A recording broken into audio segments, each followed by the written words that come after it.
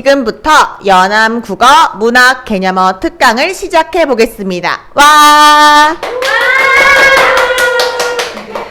자, 여러분, 저는 연암국어의 강사 최지원 선생님입니다. 그럼 우리 먼저 시작을 해볼 건데요. 그 전에 아까 말씀드린 준비물 다 챙겼죠? 연암국어 카페에 들어가면 별도의 회원 가입 없이 전체 공개로 오늘 수업에 필요한 문학 개념어 학습지가 준비되어 있습니다. 모두 프린트해서 우리 수업을 한번 진행해 보겠습니다. 자, 여러분 문학 문제 풀 때 유독 어려운 친구들이 좀 있죠. 문학 작품의 시나 소설의 내용은 다 알겠는데 문제의 선지만 보면 유독 문제가 안 풀리는 친구들이 있죠. 자, 그런 친구들을 위해서 우리 연암국어에서 문학 개념어 특강을 준비했습니다. 와! 자, 그러면 시작해 보겠습니다. 준비됐죠? 시작! 자, 먼저 시부터 시작할 건데요. 시의 구성과 수사에 대해서 시작하겠습니다. 자, 먼저 시의 구성부터 시작할 건데요. 구성이란 과연 무엇일까요? 구성에 먼저 동그라미 해주세요. 구성이란 시를 전개해가는 방식을 의미합니다. 그러면 시를 전개하는 양식에는 무엇이 있는지 한번 볼까요? 먼저 첫 번째, 시간의 흐름에 따라서 시를 전개하는 방식입니다. 시간의 흐름에 따라서 시를 전개하는 것이란 시간의 순차적인 변화에 따라서 시를 전개해 나가는 것입니다. 자, 예시와 함께 볼까요? 이육사의 광야가 예시로 실려 있는데요. 이육사는 일제강점기의 의지적인 저항시인이죠. 함께 봅시다. 첫 번째 1년부터 볼게요. 까마득한 날에 하늘이 처음 열리고. 까마득한 날을 체크해 주세요. 까마득한 날이란 아주 먼 옛날을 얘기하는 거죠. 아주 먼 옛날이니까 과거겠죠? 그리고 다음, 지금 눈 내리고 매화 향기가 홀로 아득하니. 매화 향기가 아주 가득 차 있습니다. 지금에다가 체크해 주세요. 지금은 바로 현재겠죠. 다음은 마지막, 다시 천고의 뒤에 백마 타고 오는 초인이 있대요. 그러면 천고의 뒤에 또 체크해 주세요. 천고의 뒤란 아주 오랜 세월 뒤니까 바로 미래가 되겠죠. 그러면 이 시는 과거에서 현재에서 미래로 시간의 순차적인 흐름이 느껴지죠. 다음 봅시다. 다음은 공간의 이동에 따라서 시를 전개해 나가는 방식인데요. 공간의 이동이란 말 그대로 화자의 이동 경로, 화자의 장소 변화를 드러내면서 시를 전개하는 방식입니다. 자, 여기 예시로 신경림의 농무라는 작품이 들어있습니다. 자, 함께 볼게요. 오동나무에 전등이 매어 달린 가설무대 체크해주세요. 첫 번째 장소입니다. 그 다음에 화자는 어디로 가냐면 학교 앞 소주집에 몰려서 술을 마신대요. 소주집에 체크해주세요. 두 번째 장소입니다. 다음은요. 꽹과리를 앞세워서 장거리로 나서면 장거리에 체크해주세요. 이 장거리는 시장거리라는 뜻이겠죠? 세 번째 장소입니다. 자, 다음은 쇠전을 거쳐서 화자가 도수장에 갑니다. 쇠전이란 바로 소시장이고요. 도수장은 도살장을 얘기합니다. 이렇게 화자는 가설무대부터 도수장까지 장소를 이동하면서 시를 전개했습니다. 자, 다음입니다. 다음은 시상의 전환인데요. 시상의 전환이라는 개념어를 굉장히 어려워하는 친구들이 많습니다.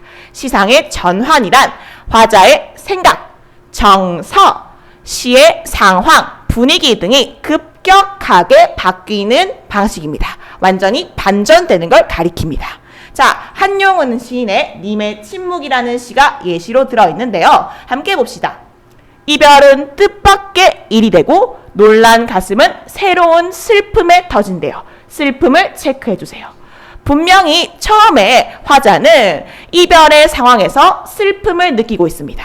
하지만 밑에 보면 그러나라는 역접어 체크해주세요. 그러나 화자는 결국 어떻게 되냐면 마지막 줄 볼게요. 걷잡을 수 없는 슬픔의 힘을 옮겨서 새 희망의 정수박이에 들이부었대요. 희망의 정수박이 체크해주세요. 화자는 분명히 슬픔에 가득 차 있었지만 마지막 부분에 가면 그 슬픔을 극복해내고 희망으로 완전히 화자의 정서와 분위기가 바뀌게 되죠. 이것이 바로 시상의 전환입니다. 다음 볼게요. 자, 다음은 수미상관입니다. 여러분, 수미상관은 좀 많이 들어봤죠? 수미상관의 수는 머리 수를 가리키는 말이고 미는 꼬리 미를 가리키는 말이에요. 그러면 수미상관이란 시의 머리, 즉 처음 부분과 시의 꼬리 끝 부분을 아주 같거나 비슷하고 유사한 식구로 구성하는 방식이 바로 수미상관입니다. 자, 예시부터 보고 수미상관의 효과도 한번 알아볼게요. 예시는 한용운의 나룻배와 행인이라는 시가 실려 있어요. 자, 처음에 나는 나룻배, 당신은 행인이라는 구절이 들어있죠. 나는 당신이라는 존재를 위해서 희생하는 대상이라서 이 작품에서 나룻배로 나와 있는데요. 작품의 마지막 부분에도 똑같이 나와 있죠. 나는 나룻배, 당신은 행인. 이렇게 시의 머리와 꼬리 부분이 똑같이 제시되어 있습니다. 자, 수미상관은 반드시 수미상관의 효과도 체크해야 되는데요.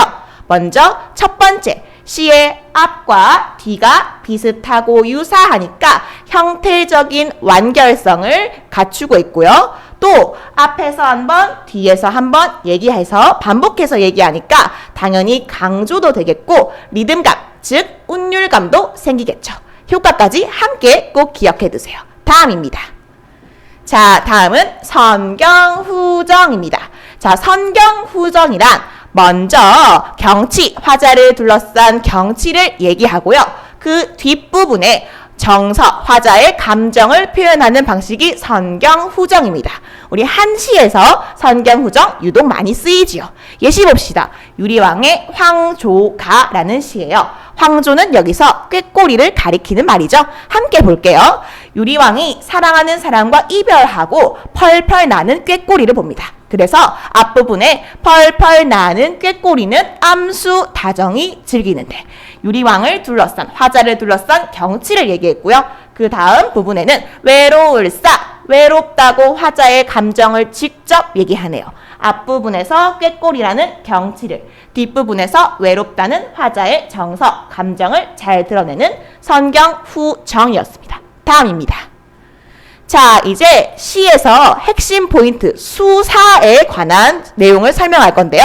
수사란 시의 내용이나 의미를 강조하고 효과적으로 전달하는 표현법입니다. 자, 먼저 첫 번째 대꾸법입니다.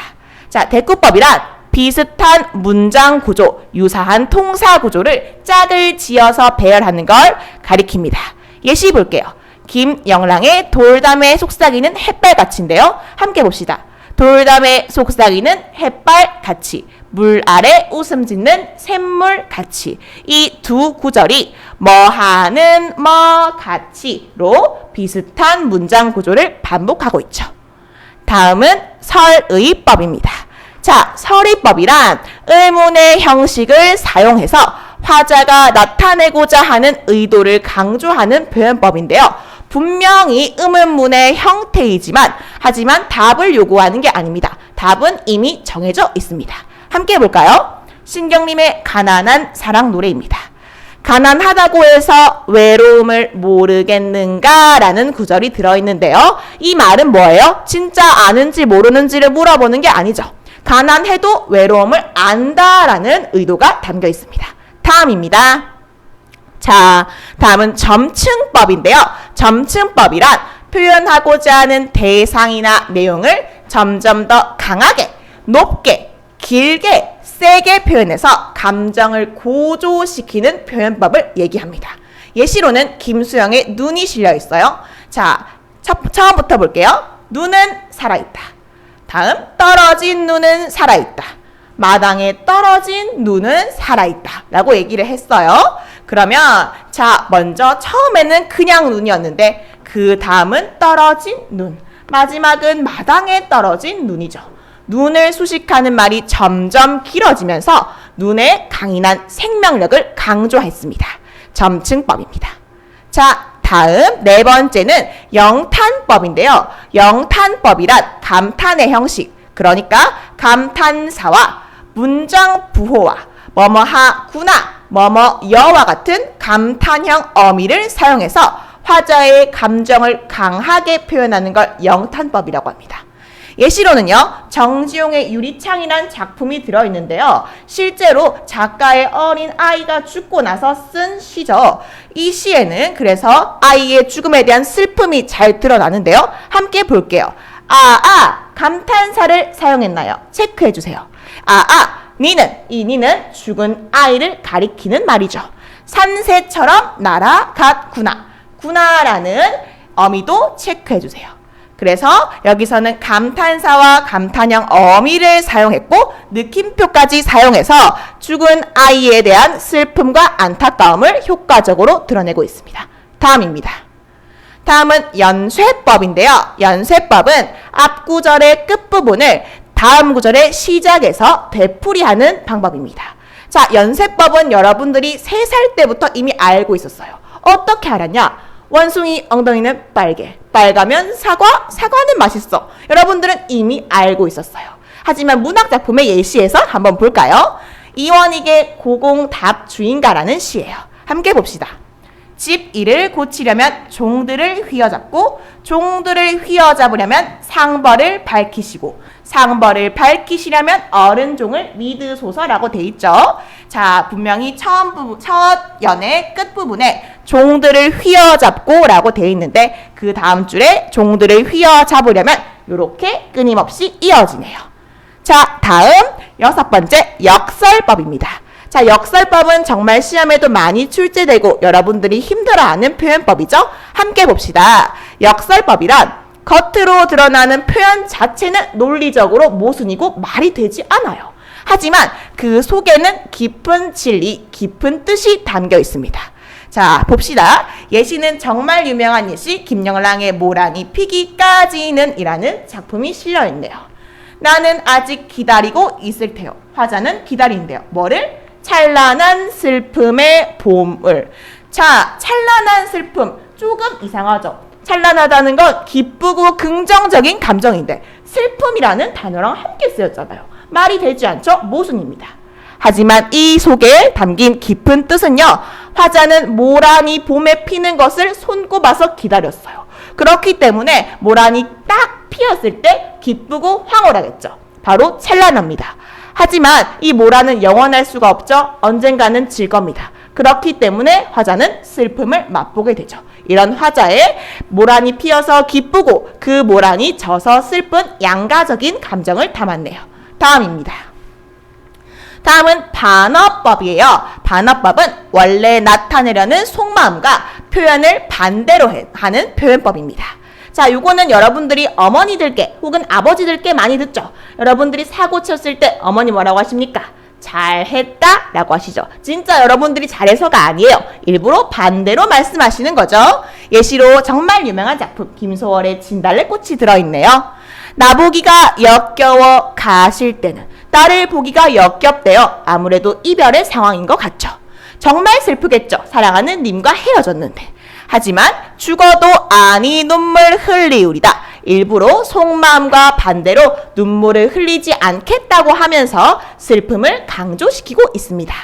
자, 드디어 마지막입니다. 도치법이에요. 도치법이란 문장 성분의 순서를 바꾸어 표현해서 강조하는 표현법이에요. 함께 봅시다. 나는 지으리 나의 집을 이라고 되어 있네요. 원래는 순서가 뭐였을까요? 나는 나의 집을 지으리였겠죠. 이렇게 목적어를 뒤로 뺀 도치법을 사용했습니다. 자, 여러분 필기 잘 하셨나요? 혹시 공부하다가 모르는 점이 있으면 언제든지 연암국어로 문의 주시고요. 자, 수사법까지 이미 마쳤고 다음 수업 진행하겠습니다. 다음 순서는 연암국어의 김선영 선생님께서 진행해 주실 겁니다. 감사합니다.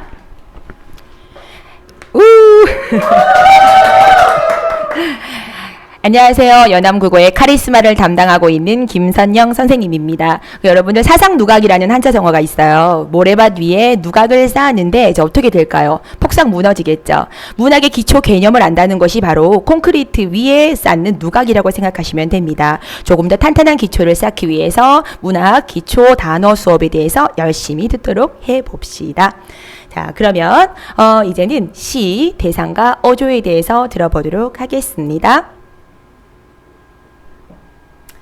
자, 대상입니다. 이 대상은요, 시에서 말하는 사람, 화자, 그리고 소설에서 말하는 서술자 등이 바라보는 구체적인 사물이나 혹은 인물이나 자연물이나 시의 중심 소재가 되는 관념을 말하는 거예요. 자, 쉽게 말해서요, 시나 뭐 어떤 소설에서 주인공이라고 생각하시면 됩니다. 자, 이런 대상의 유형에 대해서 한번 잡아보도록 할게요. 첫 번째는 일상생활의 사물과 사건입니다. 자, 이 유아의 자동문 앞에서가 있는데, 이제 어디를 가야 되나, 알리바바의 참깨, 주문 없어도 저절로 열리는 자동문 세상이다 라고 해서 이 세상에 대한 일상생활의 사물에 대해서 자동문 세상에 대해서 이야기하고 있습니다. 자, 두 번째는 자연물이 될 수가 있어요. 시적 대상 두 번째, 자연물이나 자연현상이 될 수 있겠죠. 아까 살짝 언급이 됐던 김수영의 눈입니다. 사실 이거 나중에 고등학교 때요, 굉장히 즐겨서 많이 나오는 작품입니다. 눈은 살아있다, 떨어진 눈은 살아있다. 여러분들이 그냥 봐도 어때요? 눈에 관한 이야기죠. 자, 두 번째 시적 대상, 자연물과 자연현상이었습니다. 자, 세 번째입니다. 자, 사실 이게 가장 많이 나오는 유형이거든요. 세 번째는 특정 인물이나 혹은 대중이에요. 유명한 작품이에요. 고정희 작가의 우리 동네 구자명 시입니다. 맞벌이 여성에 관한 애환을 다룬 시입니다. 자, 지금 우리가 언급되고 있는 작품들은요, 다 너무나 중요한 필수 작품들이에요. 연암국어 수강생들을 포함한 모든 친구들은요, 언급되는 모든 작품들에 대해서 다시 한번 더 공부를 하기를 부탁드립니다. 맞벌이 부부 우리 동네 구자명 시. 자, 물론 이 작품에서는요, 구자명이 라는 특정 인물을 이야기하는 것은 아닙니다. 자, 물론 맞벌이를 하고 있는 힘겹게 살아가고 있는 현대사회의 모든 여성들을 일컫는 말이지만 그래도 특정 인물 혹은 어떤 특정 대중들을 대상으로 했다. 자, 세 번째 시적 대상이었습니다. 자, 네 번째 시적 대상은요, 인간의 감정이나 혹은 추상적인 관념이에요. 어찌 약간 좀 어려운 말이기도 하는데 이 관념이란 뜻이 뭐냐 하면 생각입니다. 머릿속에서 그려지는 생각을 일컫는 말입니다. 살아온 추위와 떨고 있는 할머니에게 귤값을 깎으면서 기뻐하던 너를 위해서라고 했지만 이 너는요, 특정 대상 사람이 아닙니다. 바로 이 글에서 다루고 있는 슬픔이 깨우침을 주고자 하는 기쁨이라는 관념입니다. 나는 슬픔의 평등한 얼굴을 보여주겠다라고 이야기를 했죠. 자, 그래서 슬픔이란 단어, 기쁨이란 단어 다 형태를 지니고 있지 않은 관념적 대상이라고 볼 수가 있겠습니다. 자, 이제 시에서 너무나 중요한 어조에 대해서 들어가기 전에 아까 우리 스님이랑 잠깐 대상에 대해서 봤잖아요. 이 대상을 화자가 어떻게 살펴보는지에 대해서도 아시는 게 굉장히 좋습니다. 자, 대상을 바라보는 화자의 태도를 보도록 할게요. 첫 번째는 우호적 대상이에요. 안타깝게 여기는 연민이나 혹은 그리움이나 예찬이나 사랑하는 대상 등등등 우호적인 감정을 가지고 있는 대상입니다.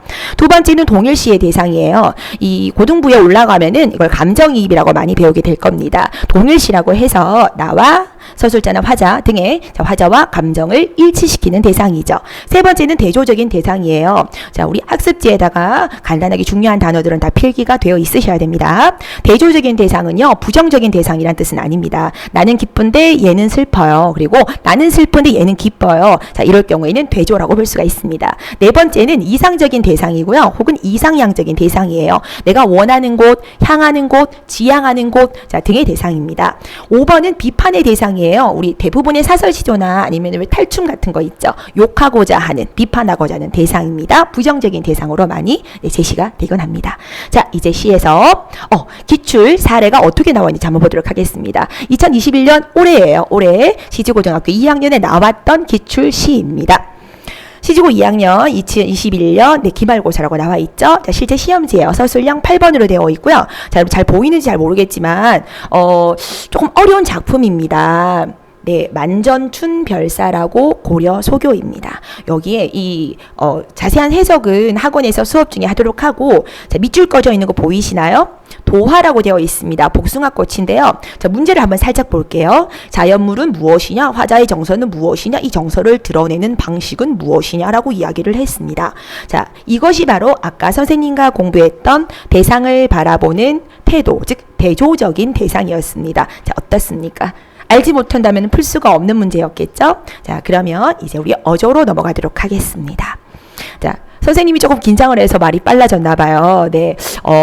나한테 특유한 어떤 고유의 어조가 말투가 있다면 시에서는 어조라는 게 있습니다. 사실 굉장히 직관적으로도 금방 볼 수 있는 자, 말이기 때문에 선생님이 간단하게만 하고 넘어가도록 하겠습니다. 자, 첫 번째는 청자, 즉 듣는 사람입니다. 시에서 말하는 사람을 화자, 듣는 사람을 청자라고 말하죠.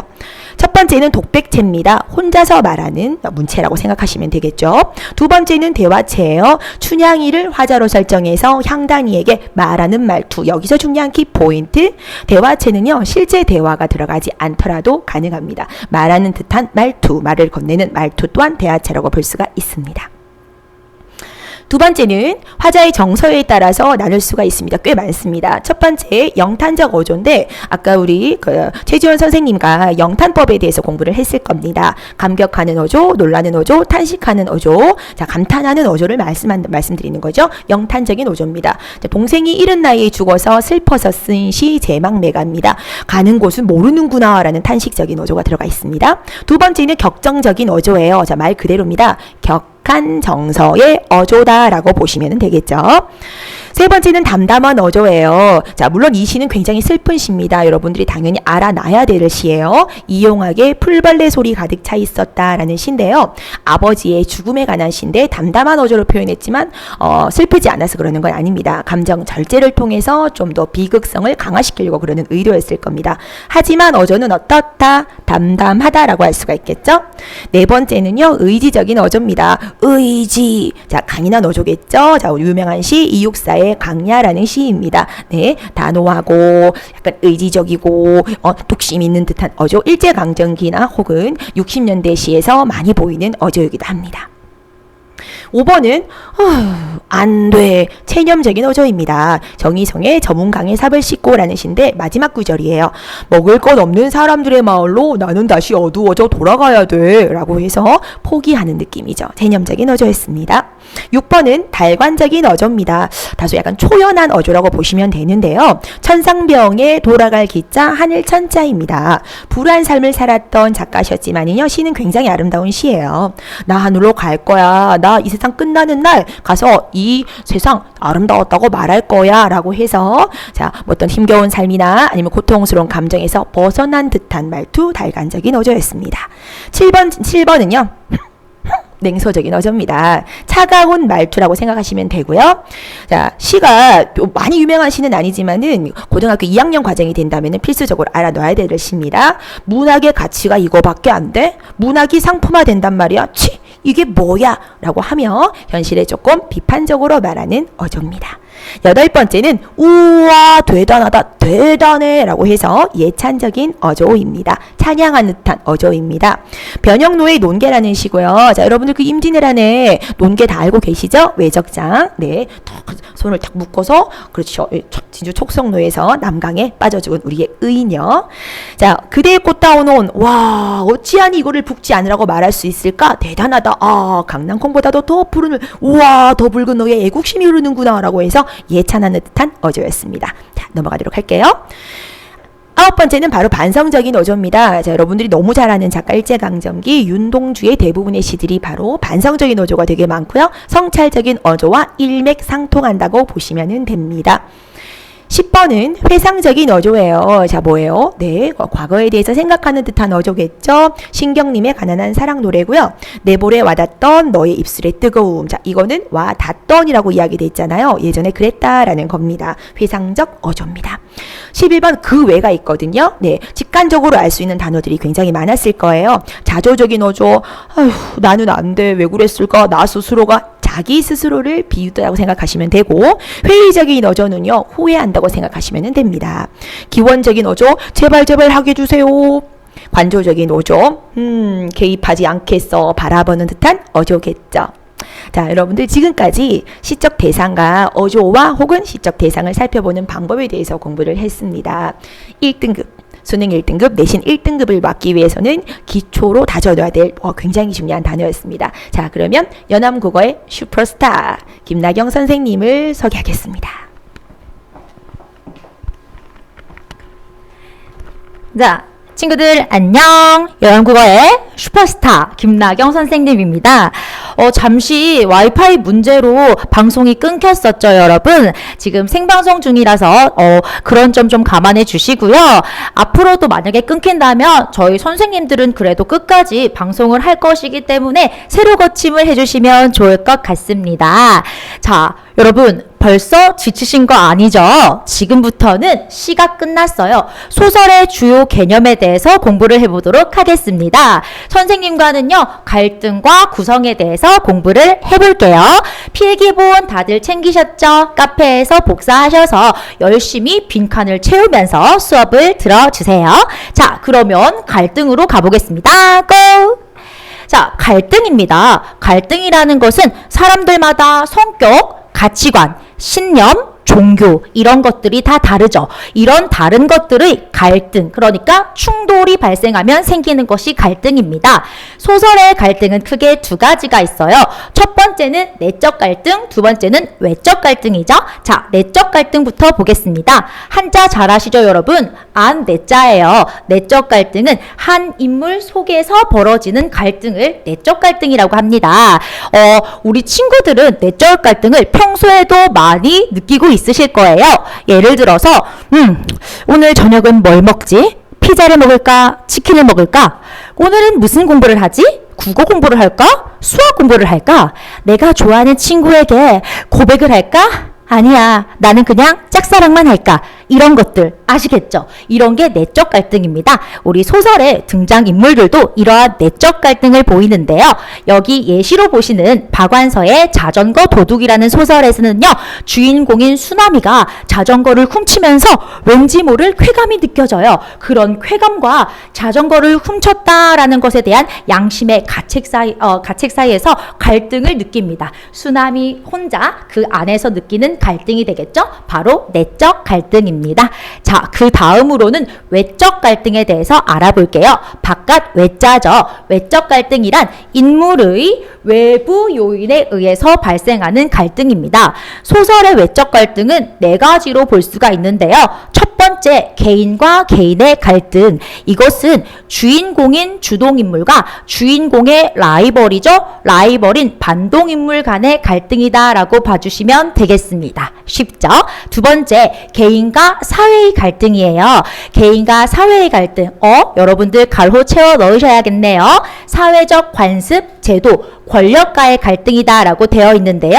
이 갈등 양상은요, 여러분들이 우리나라에서 있었던 주요 사건들을 공부해 두시면 조금 도움이 될 것 같습니다. 일제강점기, 6.25 전쟁 또는 독재정권, 산업화, 도시화 이런 모든 시대를 막론하고 물질 만능주의 이런 사회적 배경으로 인해서 등장인물이 시련을 겪고 있다, 고난을 겪고 있다 이러면 이것은 개인과 사회의 갈등이다 라고 보시면 됩니다. 다음, 개인과 운명의 갈등이다 라고 되어 있는데요. 여기 김동리의 역마라고 예시를 적어놨죠. 이 소설에서는요, 주인공인 성기가 한 곳에 정착하지 못하고 떠돌면서 생활해야 되는 운명을 타고났어요. 역마살이라고 들어보셨나요? 이러한 운명을 타고났지만 자신은 사랑하는 여자와 한 곳에 정착하고 싶은 마음이 드는 거예요. 그래서 떠돌아다녀야 하는 운명과 정착해서 살고 싶어하는 성기의 마음, 이런 갈등이 벌어집니다. 결국 성기는 운명에 순응하고 떠도는 삶을 선택하게 될 것입니다. 마지막으로 개인과 자연의 갈등이에요. 이것은 사람이 막을 수 없는 자연재해로 인해서 등장인물이 시련을 겪는다 또는 고난을 겪고 있다라고 보시면 개인과 자연의 갈등이다라고 봐주시면 좋겠습니다. 사하촌이라는 작품은요, 인간이 막을 수 없는 자연재해인 극심한 가뭄으로 인해서 이 사하촌 마을 사람들이 시련을 겪고 있는 그런 내용입니다. 자, 여기까지 갈등이었고요. 그 다음 우리는 소설의 구성에 대해서 공부를 해보겠습니다. 여러 가지 소설의 구성이 있는데요. 첫 번째, 순행적 구성이에요. 다른 말로는 순차적 구성이라고 하는데요.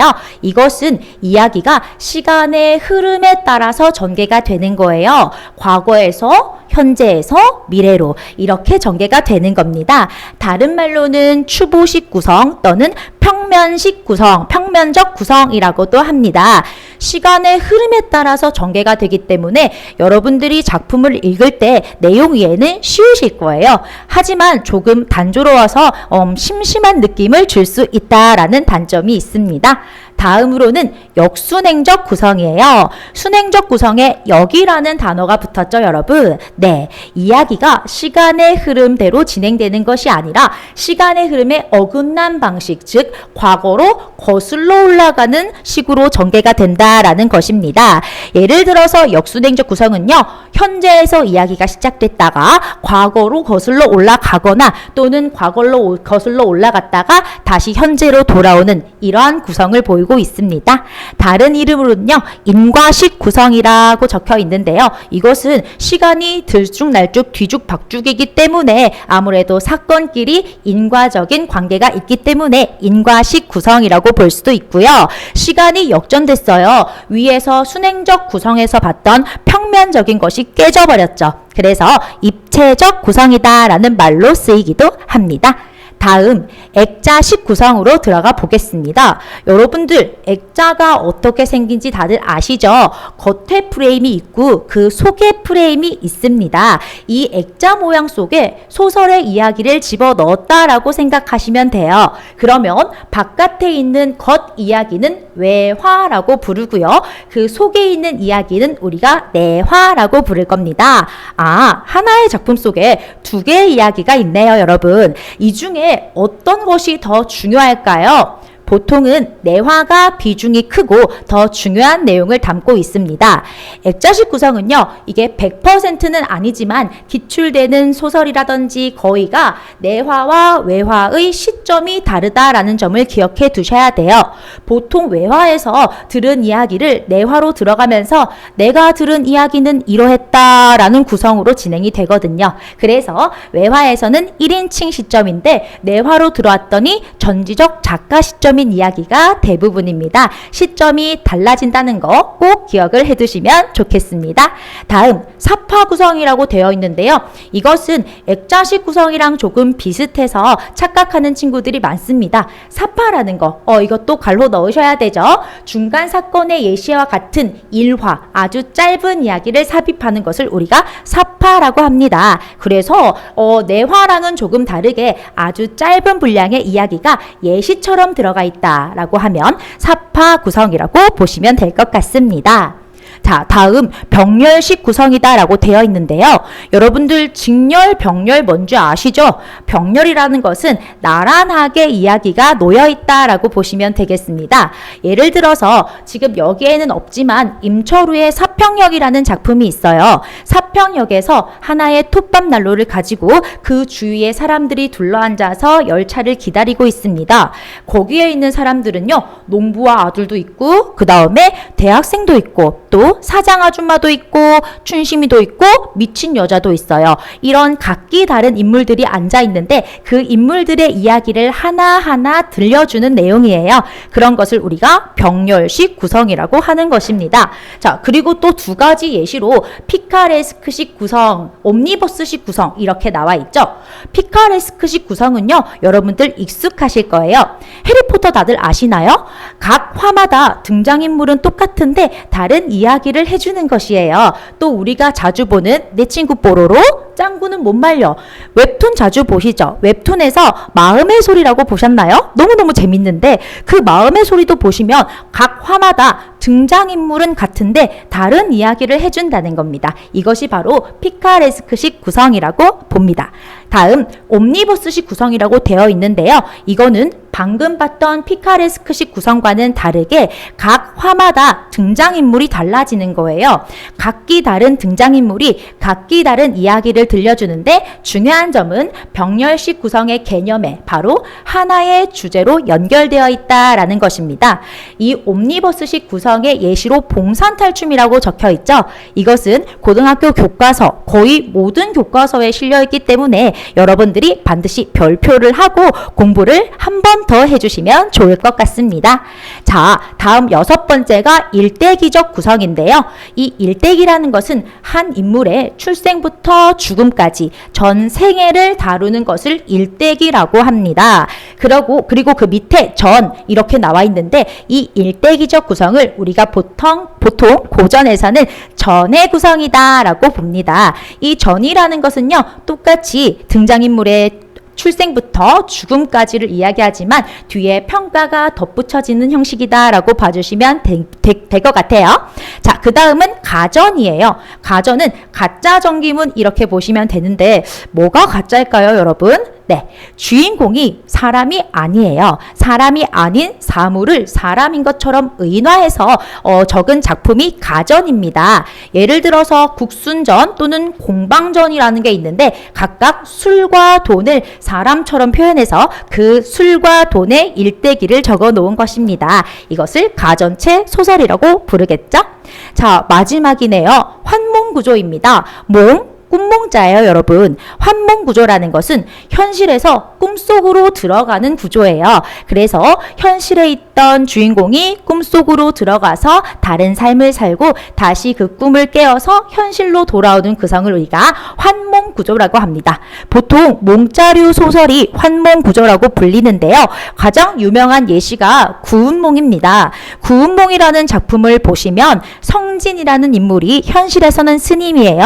꿈을 꾸는데 그 꿈 속에서는 양소유라는 인물로 살아갑니다. 그 양소유로 온갖 부귀영화를 누리다가 그 부귀영화가 모든 것이 헛되다라는 것을 깨닫고 다시 그 꿈에서 깨서 현실로 돌아와서 스님이 다시 돼서 불교로 귀의하는 그런 내용입니다. 네, 여기까지 소설의 갈등과 구성에 대해서 공부를 해봤습니다.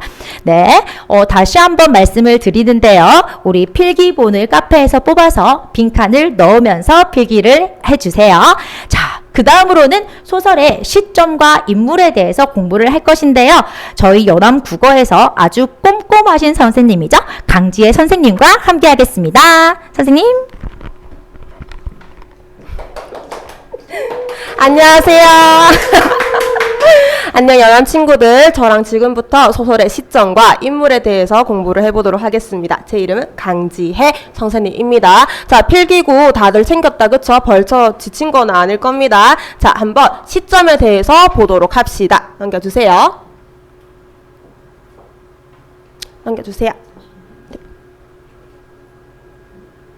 자, 먼저 우리가 배워볼 개념은 어떠한 것이냐면요. 자, 시점이라는 건 우선 서술자의 개념을 알고 있어야 합니다. 서술자라는 건요, 소설 속의 사건을 전달해주는 존재라는 겁니다. 이때 서술자가 작품 속에 있을 경우에는 우린 그것을 1인칭이라고 정리를 할 거고요. 작품 밖에 있을 경우에는 우린 그것을 3인칭이라고 정리를 할 겁니다. 알겠죠? 요거 잘 적어 두셔야 됩니다. 자, 먼저 우리 뭐부터 볼 거냐면요. 1인칭 중에서도 주인공 시점에 대해서 보도록 하겠습니다.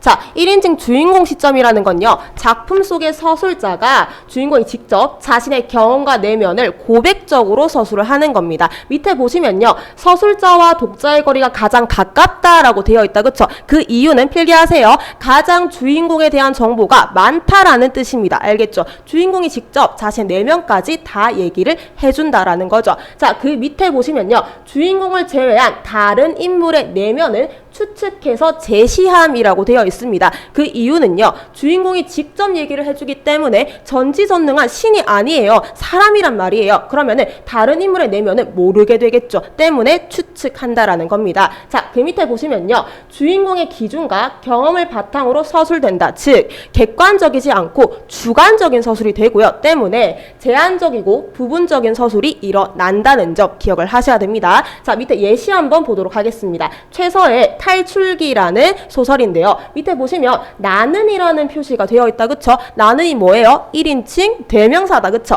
자, 우리는 요거를 조금 필기 정리할 필요가 있습니다. 1인칭 대명사, 즉 나, 우리, 내 이런 표현이 등장할 경우에는 100%로 1인칭은 확실하다는 점 기억을 하셔야 됩니다. 나라는 인물이 아내가 먹다 던진 것을 찾으려고 아궁이를 뒤지었다. 나의 행동이죠. 그리고 눈물이 괴었어요. 왜냐면 너무 가난한 자신의 삶에 막 슬퍼가지고 눈물이 나는 거거든요. 자, 그래서 우린 여기에서 1인칭 주인공 시점이라는 걸 체크하시면 되겠습니다. 자, 넘어가 볼게요. 이제는 우리가 1인칭 관찰자 시점을 보도록 할 텐데요. 1인칭 3인칭 주인공 시점과 관찰자 시점의 차이점은요. 주인공이 직접 자신의 내면을 제시하는 것과 관찰자는 그의 주변 인물이라는 거를 아시면 되겠습니다. 자, 여기 보시면요. 주변 인물이 주인공을 중심으로 일어나는 이야기를 자, 동그라미 표시하세요. 관찰하여 전달한다는 거 기억을 하셔야 됩니다. 밑에 보시면요. 이때 주변 인물이라는 거는 매우 가까운 인물부터 관련이 없는 사람까지라고 되어 있다. 그쵸? 매우 가깝다라는 건요. 그 주인공의 친구, 연인, 아니면 도와준 조력자가 될 수도 있겠고요. 아니면 관련이 없다라는 건요. 길거리에 행인도 될 수가 있다라는 겁니다. 아시겠죠? 자, 그 밑에 보도록 하겠습니다. 내면을 추측해서 제시해요. 누구의? 주인공의. 왜냐면 주인공이 직접 얘기하는 게 아니니까. 알겠죠? 자, 그 다음에 때문에 긴장감을 조성하기도 합니다. 그 밑에 볼게요. 자, 서술자의 주관적인 판단으로 해석된다고 되어 있는데요. 앞과 똑같습니다. 1인칭이기 때문인 거죠. 아시겠죠? 자, 그 밑에 보겠습니다. 서술자의 기준과 경험을 바탕으로 서술된다라고 되어 있고요. 때문에 제한적이고 부분적 서술이라고 되어 있네요. 앞과 똑같죠? 자, 밑에 예시 한번 보도록 하겠습니다. 주여섭의 사랑 손님과 어머니라고 되어 있는데요. 자, 제목이 사랑 손님과 어머니라는 것은 이 둘이 주인공이라는 거다. 그쵸? 그렇다면 서술자는 누구일까요? 바로 딸인 오키입니다. 자, 오키의 시선에서 어머니는 왜 홍시처럼 얼굴이 빨개졌을까? 아저씨는 왜 심통난 것 같아? 그치? 자, 이렇게 행동과 어떠한 부분에 대해서 추측을 하게 됩니다. 예시 보시면요. 어머니는 성이 났어요. 아저씨도 성이 났어요. 근데 오키는 그 이유를 모르죠. 왜 둘이 무슨 일이 생겼는지 몰라서 애는 그냥 나는 그만 의학하고 한번 울고 싶었다라고 얘기를 하는 겁니다. 아시겠죠? 자, 넘어가 보도록 하겠습니다. 이제는 3인칭이에요. 쌤이 아까 3인칭 뭐라고 했습니까? 작품 밖이라고 했다. 그쵸? 자, 작품 밖에 전지적. 자, 여러분 여기 전지에 물결 치시고 필기하세요. 전지전능하다는 뜻으로 이해를 하셔야 됩니다. 자, 전지전능한 작가처럼 얘기를 해준다라는 건데요. 자, 현관펜 꺼내서 여기 물결, 여기 한번 밑줄 치도록 하겠습니다.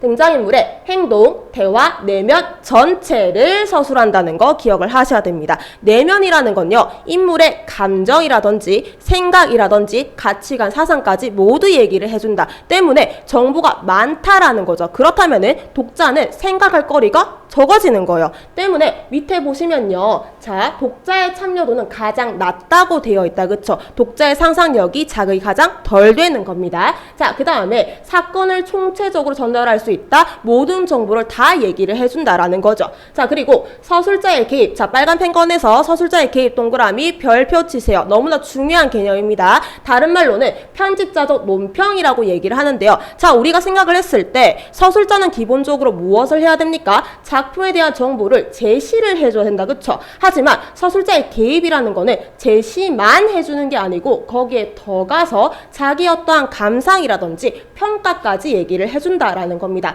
과하다는 점 기억을 하셔야 돼요. 자, 그리고 인물에 대한 사건에 대한 평가, 감상을 하기도 한다는 거 일단 밑줄 치시고요. 자, 이때 우리 밑에 보시면 대부분의 고전 소설에 나타나는 시점으로 자, 여기 밑줄 칠게요. 작품의 주제 전달을 위한 서술자의 관습적 개입이 나타나기도 한다라고 되어 있다. 그쵸? 고전 소설에서는 서술자의 개입이 꽤나 자주 등장한다는 건데 자, 이때 여러분 쌤 그러면 이거 어떻게 알아봐요? 라고 생각할 수도 있겠다. 그쵸? 자, 이때 여러분은 이게 굉장히 이질적인 문장으로 드러난다는 점을 기억을 하셔야 됩니다. 자, 예를 든다면 인물이 굉장히 악인이에요. 악행을 저질렀어요. 그렇다면 서술자가 이 어찌 용서할 수 있으리요? 라면서 용서할 수 없다고 대놓고 서리법으로 제시를 해줘요. 묻는다 표시를 한다는 거죠. 그거를 생각을 하신다면 독자는 바로 이 서술자의 개입을 알아볼 수 있다는 점 기억하시면 되겠습니다. 자, 그 밑에 보시면 예시 있어요. 영삼섭의 3대라는 작품입니다. 자, 이거는 우리 어렵게 볼 필요 없습니다.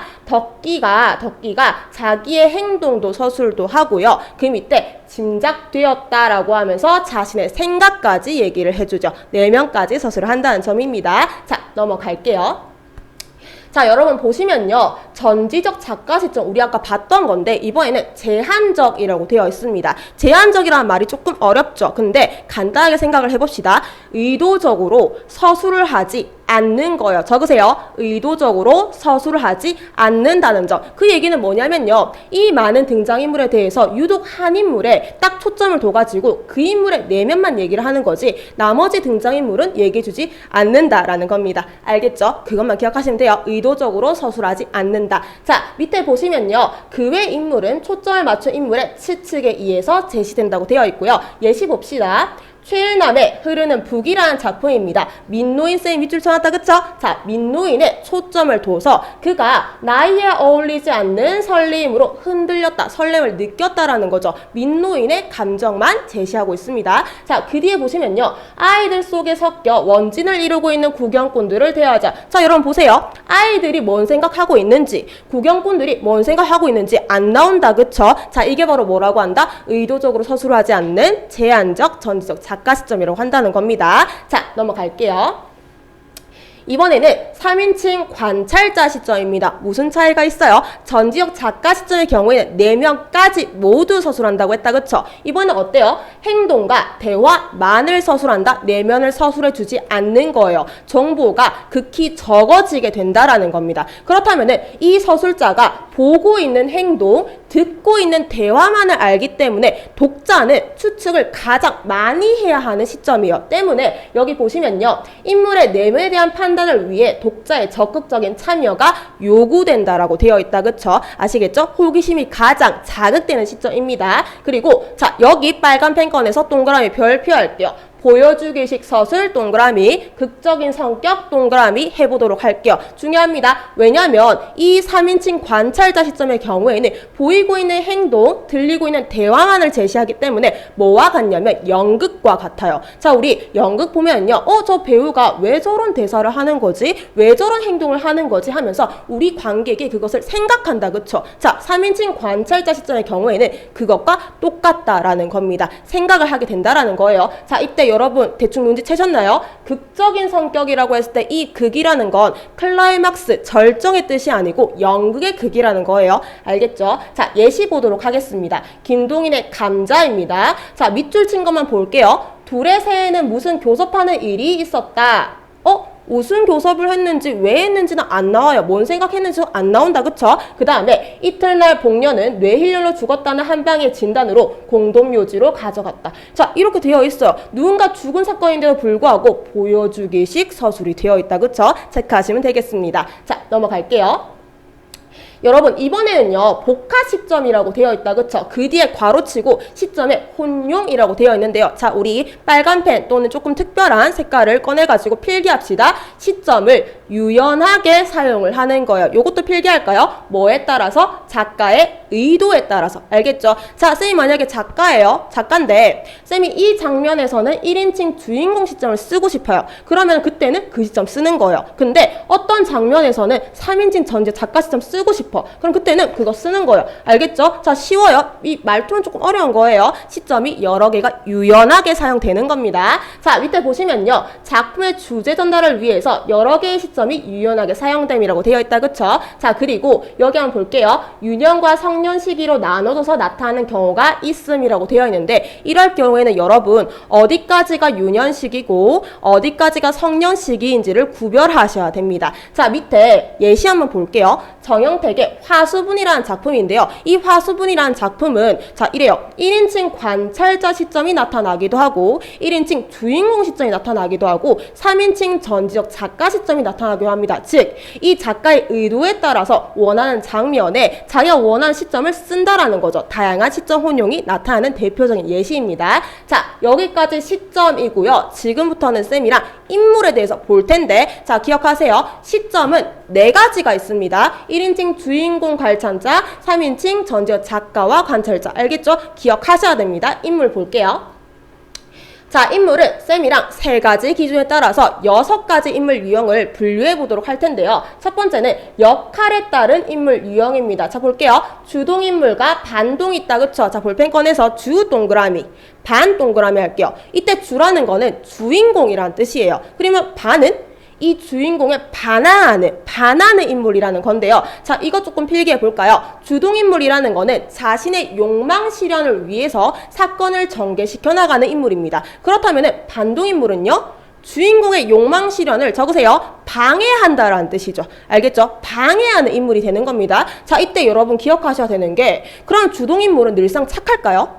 반동인물은 늘상 악할까요? 아닙니다. 정형적인 소설의 경우에는 이 주동인물이 승리하고 이 선한 인물이 되겠지만은 이 점점 현대로 가면 갈수록 이 정형적인 소설이 다양화되거든요. 다양화되면서 주동인물이 악할 수도 있고 반동인물이 선할 수도 있다는 점 기억하시면 되겠습니다. 자, 밑에 보시면요. 주동인물은 사건을 주도하는 인물이고 주인공. 자, 그리고 반동인물은 반대편에 서서 주인공과 대립하는 인물의 대립이 나타나는 거죠. 자, 밑에 보시면요. 조력자라는 표현이 등장했습니다. 조력자는 예문으로 한번 설명을 해보도록 할게요. 자, 우리 박지원의 허생전이라는 작품이에요. 허생에 대한 이야기다라는 뜻이겠죠. 당연히 주인공 누구다? 허생이다. 자, 근데 여기 보시면요. 내가 여기서 나라는 거는 허생이에요. 내가 집이 가난해서 무얼 좀 해보려고 하니 뭔가 실현한다는 거죠. 만냥을 끼워주시기 바랍니다. 나 돈 좀 줘! 라고 얘기를 한 거예요. 자, 이때 변씨가 어떻게 행동합니까? 그러시오? 라고 하면서 당장 만냥을 내주었어요. 이 주인공의 욕망 실현을 위해서 도와주는 인물이 되는 것이죠. 알겠죠? 조력자가 되는 겁니다. 자, 그 다음 보도록 할게요. 성격의 변화에 따른 인물 유형입니다. 평면적 인물과 입체적 인물이라고 되어 있다. 그쵸? 평면이라는 건 뭐냐면요. 자, 인물의 변화, 성격 변화가 없다는 거예요. 그러면 입체는 성격 변화가 있다라는 거예요. 알겠죠? 자, 근데 여기 한번 밑줄 칠게요. 입체적 인물의 성격 변화는 개인적 요인보다 사회적 요인이 더 크다는 점. 예시 한번 볼까요? 김동인의 감자. 아까 똑같은 작품입니다. 자, 여기서 복녀는 원래 정직한 농가에서 규칙에 자라나는 처녀였습니다. 예의도 바르고 선한 인물이었는데요. 바뀌어요. 어떻게? 도덕관 내지 인생관은 그때부터 변하여서 도덕적 타락이 이루어지게 되는데 필기하세요. 이렇게 이루어지는 이유는요. 1920년대 일제강점기에 극심한 가난 때문입니다. 그래서 복녀가 도덕적 타락이 이루어져서 나중에 매춘을 하게 돼요. 그거를 기억하시면 됩니다. 사회적 요인 때문이라는 거 아시겠죠? 넘어가 보도록 할게요. 자, 3번. 특성에 따른 인물 유형인데요. 정형적 인물과 개성적 인물이 있습니다. 자, 정형적 인물이라는 건요. 집단이나 계층을 대표하는 인물. 자, 예시 한번 들어볼까요? 우리 효녀라고 생각하면은 우리 어떤 인물 떠올라요? 쌤은 신청이가 생각납니다. 또는 지조와 절개를 지키는 열녀라고 했을 때는 누가 생각나나요? 춘향이가 생각난다. 그쵸? 그런 인물 우리가 뭐라고 한다? 정형적 인물이라고 합니다. 자, 그래서 독자에게 공감대를 얻기가 쉽고요. 자, 그 밑에 개성적 인물은요. 개성적이고 독자적인 성격을 지닌 인물인데 필기합시다. 개성적 인물은 집단으로부터 거리가 멀어져서 그 집단과 집단이 요구하는 이 성격에 맞지 않는 독자적이고 특별한 성격을 보이는 인물이 되는 거예요. 왜 거리가 뭐냐? 이거 조금 필기할까요? 작가가 이 개성적 인물을 이용해서 이 집단의 이데올로기를 비판하려는 의도가 보이기도 해요. 알겠죠? 비판의 의도가 보이기도 합니다. 자, 그 밑에 보시면요. 쌤이 이번에 예시를 2가지를 들었어요. 현진건의 운수 좋은 날이라는 작품이 있고요. 그 다음에 이상의 날개라는 작품이 있습니다. 요거 먼저 볼게요. 자, 동서문에서 인력 거꾼 노릇을 하는 김천지. 김천지는요. 정형적인 서민입니다. 그렇다면은 자, 이 사람이 갑자기 돈을 많이 벌게 되면은 서민의 그 어떤 수입보다 더 많이 벌어서 기분이 좋죠. 그래서 운수 좋은 날이라고 하고요. 나중에는 모주를 먹고 설렁탕 먹고 하는 겁니다. 정형적인 서민의 모습이죠. 그런데 그 밑에 보시면요. 이상의 날개. 이상은 일제강점기에 활동했던 작가다. 그쵸?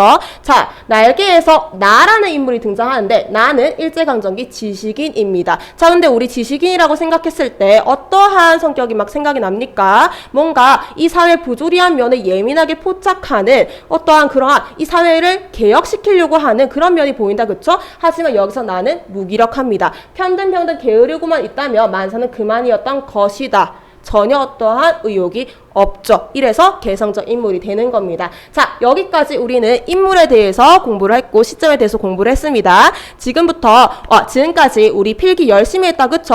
필기한 거 잘 챙겨서 우리 연암 친구들은 담당 선생님이 꼭 확인 받으셔야 됩니다. 알겠죠? 자, 지금부터는 우리 이제 소설의 기법에 대해서 황신혜 선생님과 함께 공부를 해보도록 하겠습니다. 자, 안녕. 여러분들 안녕. 지금까지 따라오느라 굉장히 좀 힘들었죠? 하지만 끝까지 이제 마지막 5번째 파트예요. 그러니까 여러분들 힘내라고 선생님이 토끼로 등장하긴 했는데 어때요? 잠이 확 깼나요? 자, 그러면 우리 시작해 보도록 하겠습니다. 자, 소설의 기법이라고 하는 것은 작가 또는 서술자가 자기가 전달하고자 하는 내용을 훨씬 더 효과적으로 얘기하기 위해서 사용하는 여러 가지 기법들을 얘기하는데요. 그 중에 첫 번째 풍자부터 보도록 하시죠. 자, 풍자라고 하는 것은 어떤 이제 부정적인 인물이라든지 모순적인 사회 풍조에 대해서 직접적으로 그러면 안 돼라는 것이 아니고 간접적이고 우회적인 방식으로 비판하는 것을 이야기를 해요. 자, 그러면 풍자라는 것에 대해서 한번 자세하게 알아볼까요? 어떠한 부정적인 인물이라든지 이제 사회 현상이 있어요. 그러한 대상에 대해서 우스꽝스럽게 그려내고요. 인물을 깎아내리고요. 즉 희화화시킨다고 하죠. 그렇게 함으로써 조롱과 그 다음에 야유, 비아냥거리는 것, 그런 의도를 가지고 있는 것을 풍자라고 이야기를 합니다. 그러하여금 이제 독자들은 으이그라고 하면서 읽게 되겠죠. 그와 반대로 똑같이 웃음을 자아내기는 하는데 해악은요, 이런 비판의 의도는 없어요. 대상에 대해서 연민과 긍정과 동정의 웃음을 유발하게 되는데요. 어머, 어떻게 이러한 태도를 취하게 된답니다. 자, 그러면 대표적인 풍자의 작품인 박주연의 양반정과 그 다음에 작자미상의 배비장전과 같은 판소리계 소설이 있는데요. 이 두 작품은 모두 이제 양반층들의 위선과 타락에 대해서 비판하는 그런 풍자하는 소설을 얘기하고요. 그 다음에 김유정의 동백꽃이라든지 봄봄이라든지 이러한 작품들은요, 김유정이 이제 해악을 많이 쓰는 작가이기도 하죠. 어떠한 어리숙한 등장인물을 내세워요. 그러하여금 독자들은 어우 저 바보 이러면서 같이 웃으면서 읽게 된답니다. 하지만 그러한 주인공에게는 전혀 비판의 의도가 없어요. 자, 그러면 다음 페이지로 넘어가서 직접 제시, 간접 제시를 한번 보도록 하겠습니다. 이거는 여러분들이 개념만 보면 좀 쉽다고 생각하는데 막상 문제를 만나면은 조금 많이 틀리는 친구들이 많은 파트이기도 해요. 그러니까 같이 집중해서 보도록 할게요.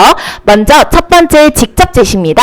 서술자가 인물의 성격이나 심리 같은 것을 이야기해주고 싶어. 그런데 모든 것을 다 있는 그대로 술술술술 독자들아 너희들은 받아 먹기만 해 라는 그런 기법을 이야기를 해요. 그래서 다른 말로 하면 말해준다, 말하기 기법이라고도 하기도 하고 영어로는 telling이라고도 얘기를 하기도 한답니다. 그러면 여러분들 서술의 속도가 어떻게 될까요? 점점 빨라지겠죠? 굉장히 빨라지고 독자들은 그냥 있는 그대로 아 그렇구나 라고 하고 받아들이기만 하기 때문에 독자들은 사실 작품을 바라보는 참여도는 조금 낮아지게 된답니다.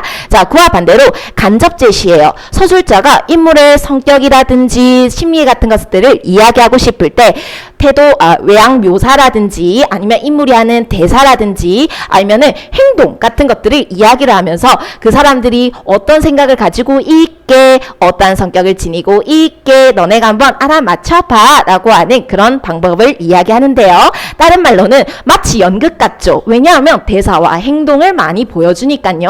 그래서 극적 제시라고도 하기도 하고 보여주기라고도 한답니다. 영어로는 showing이 되겠죠. 자, 그러면 선생님이 여기에 작품 한 개를 들고 왔는데요. 윤흥길이라는 작가의 9켤레의 구두로 남은 사내라는 작품을 들고 왔어요. 이 작품은 직접 제시와 간접 제시를 두 가지 다 고루고루 많이 사용하고 있는 작품인데 한번 보도록 할까요? 여기에서 우리 집에 강도가 들어왔다라고 할 때 이 강도는요, 1970년대 산업화 현실 속에서 희생된 그러한 사람을 상징하는데요. 먹고 살고자 어떻게든 아둥바둥하다가 강도가 되기로 결심을 했어요. 하지만 강도도 해본 사람이 한다고 되게 어리숙하겠죠? 자, 그러한 어리숙한 모습을 어떻게 제시를 했는지 한번 보도록 할게요. 자, 여기 색깔 들어간 거 보이시나요? 자, 멱을 겨눈 시칼이 덜덜덜덜 위아래로 춤을 추었다. 자, 이걸 통해서 우리는 이 강도가 굉장히 긴장했다는 걸 알 수 있죠. 하지만 서술자는 뭐라고 하고 있나요? 그 등장인물의 행동을 이야기하고 있죠. 이런 것들은 간접 제시. 아, 긴장했구나 라는 걸 여러분들 눈치를 채시면 되겠고요. 그 다음에 여기 보시면 무척 모자라는 강도다. 강도라고 하기에는 너무 어리숙해 라는 것을 모든 것을 다 이야기를 해주고 있죠. 직접 제시라고 한답니다. 다음 페이지로 넘어가서 자, 여기에 눈이 너무 착하다. 원래 천성이 착하다 하니까 직접 제시겠죠? 그 다음에 여기에 얘들아 너희 이렇게 강도 행각을 하는데 남의 집에 너무나 예의 공손하게 양말까지 다 벗고 들어왔어요. 신발까지 다 벗고 들어왔어요. 자, 간접 제시 됐죠? 그 다음에 모르고 팔을 밟아먹었어. 아이고 미안해. 토닥토닥토닥 잘자까지 해주는 너무 착한 이런 강도라면 선생님은 와도 이길 수 있을 것 같아요. 간접 제시겠죠? 자, 그 다음에 맨 마지막에 보면 서술자가 뭐라 그래? 그는 고의로 사람을 찌를 것 같지는 않아 라고 하니까 아 착하구나 너무나 다 얘기해주고 있는 직접 제시가 되겠습니다. 맨 마지막에는 몹시 자존심이 상한 표정이 되었다. 외양 묘사를 통해서 알려주고 있죠.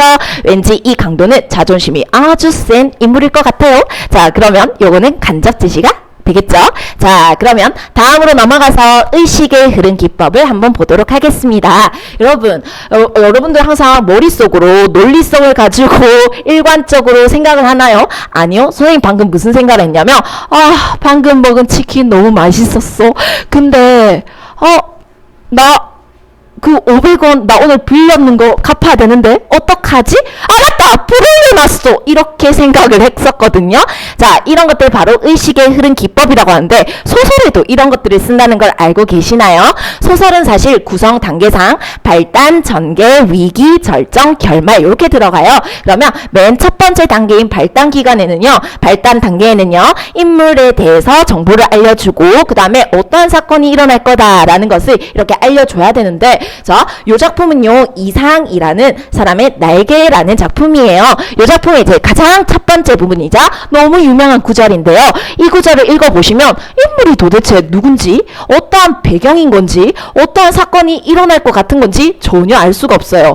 물론 계속 읽다 보면 육신이 흐느적 하도록 필요했을 때만 정신이 오나 저런 말소 이게 무슨 말이죠? 도대체 무슨 말을 하고자 하는지 몰라요. 사건을 전달하고자 하기보다는 인물의 내면 심리에 초점을 두는 것을 의식의 흐름 기법이라고 한답니다. 네 번째, 판소리 사설체인데요. 여러분들 판소리가 뭔지는 다 알고 계시죠? 조선시대에 이제 판소리 사설, 즉 창이라고 하는 노래 부분과 그 다음에 안이라고 하는 말이 같이 섞여 있는 공연 예술을 이야기하는데요. 자, 노래의 성격도 가지고 있고 말의 성격도 같이 가지고 있어요. 그렇다 보니까 그런 특성을 같이 가지고 있는 문체라니 운율이 잘 느껴질 것 같고요. 그 다음에 판소리라고 하는 것은 공연 예술이기 때문에 바로 앞에 있는 관객들을 염두에 두고 공연을 한답니다. 그래서 재밌는 장면은 굉장히 확대해서 얘기를 하고요. 그 다음에 그 창자라고 하죠. 공연을 하는 사람이 앞에 있는 독자들에게 말을 건네기도 해요. 이러한 습성을 가지고 있는 작품들을 판소리 사설체를 지니고 있다. 이렇게 얘기를 하는데 너무 유명한 미스터 방이라는 작품이랍니다. 자, 그러면 어떤 점들이 여기에 쓰였는지 한번 보도록 할게요. 미스터 방이라는 사람은 기회주의자예요. 풍자의 대상이 되겠죠.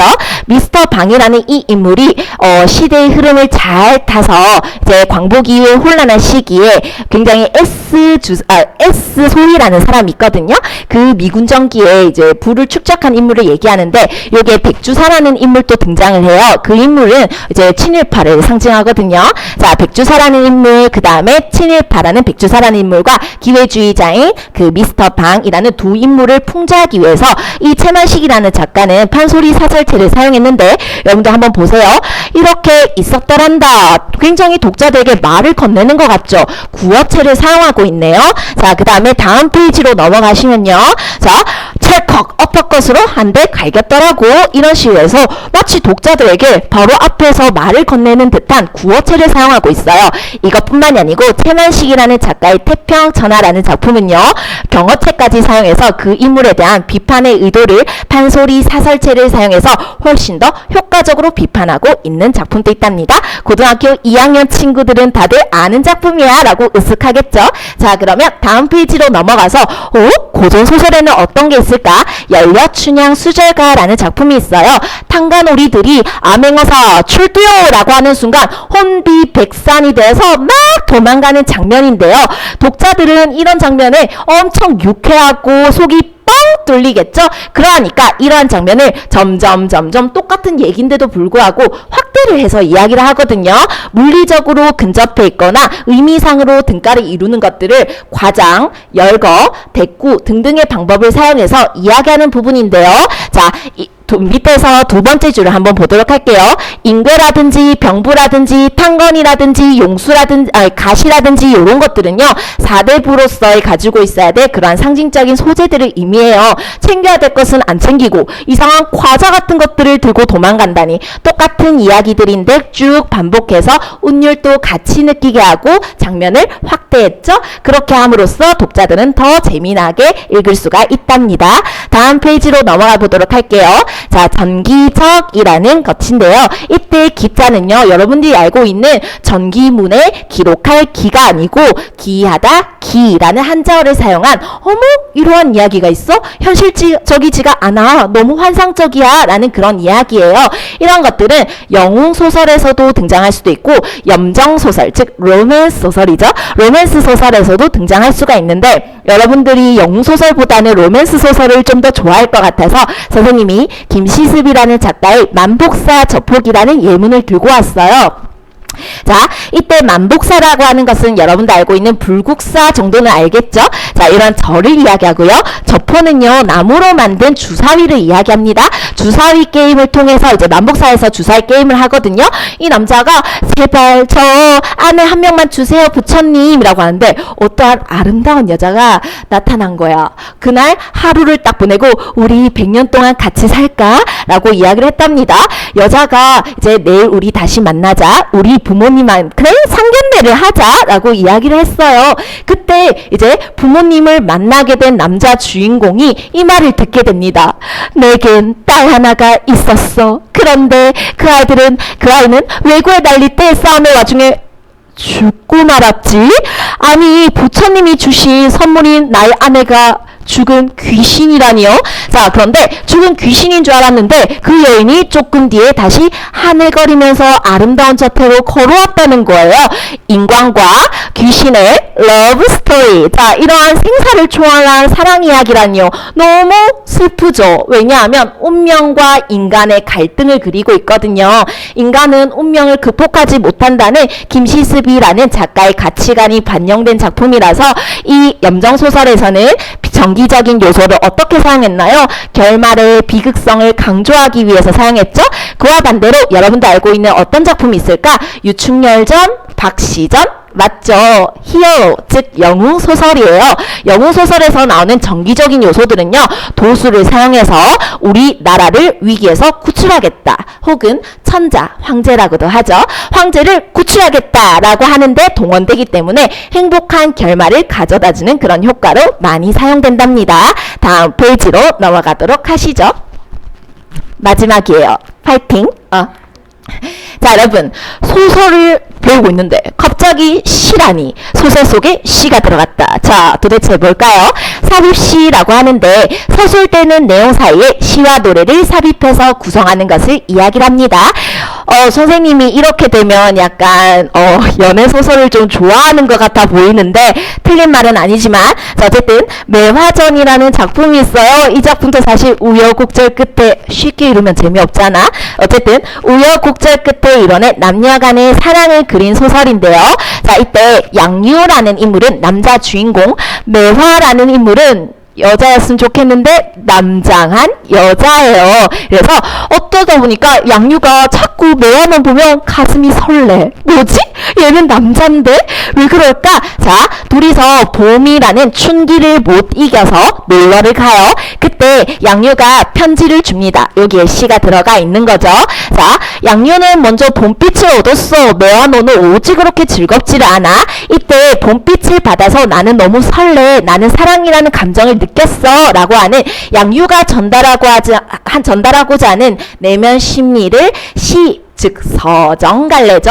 정서를 전달하는 갈래인 서정갈래를 사용해서 소설이라고 했다면 조금 덜 효과적으로 전달할 수 있었는데 시를 사용해서 더 인물의 정서를 효과적으로 전달할 수 있게 되었고, 자, 이것을 받아본 매화가 어떤 반응은 하겠죠.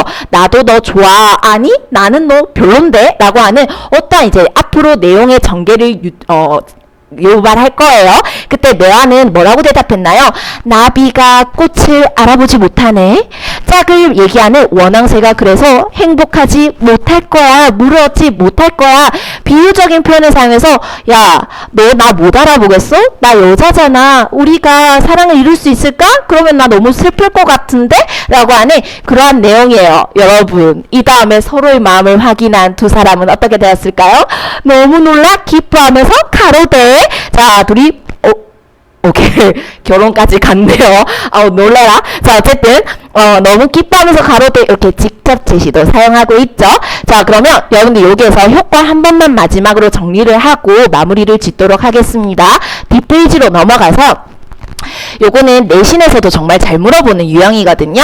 서정 갈래를 통해서 서사 갈래 속에서 인물의 심리, 정서를 훨씬 더 효과적으로 전달하는 방식이고요.